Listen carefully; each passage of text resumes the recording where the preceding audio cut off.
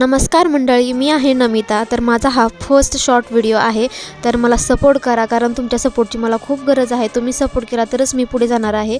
तर मी इथे स्वयंपाक आवरून घेतलेला आहे सकाळचा, आणि मी स्वयंपाकामध्ये खमंग अशा भाकरी आणि खारं वांगं बनवलं होतं। नंतर रात्रीची मी कांद्याची पात होती तीच गरम केली, आणि मी इथं बनवणार होते तुकडे। अरे हां, तेच ते कुटके तुकडे।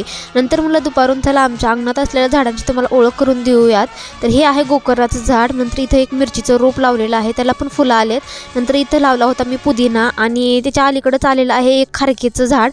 नंतर या साईडला आहे आमच्या घराचं अंजिराचं झाड। नंतर इथं आहे चिक्कूचं झाड, ह्याला भरपूर सारे चिक्कू आलेत। या साईडला सीताफळ, त्याच्या खाली आहे ब्रह्मकमळ, आणि त्याच्या अलीकडल्या साईडला छोटूसं एक मोगऱ्याचं झाड पण आलंय, पण ते वाढतच नाही। नंतर इथं बदामाचं मोठं झाड आहे आणि तुळस आहे।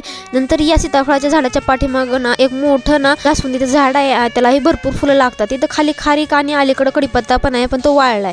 नंतर इथं मोठं गुलाबाचं झाड आहे, या साईडला खाली निशिगंधाचं झाड आहे, आणि इकडंच नागवेलीचं वेल आहे। तर हां खायच्या पानांचा वेल, बरोबर।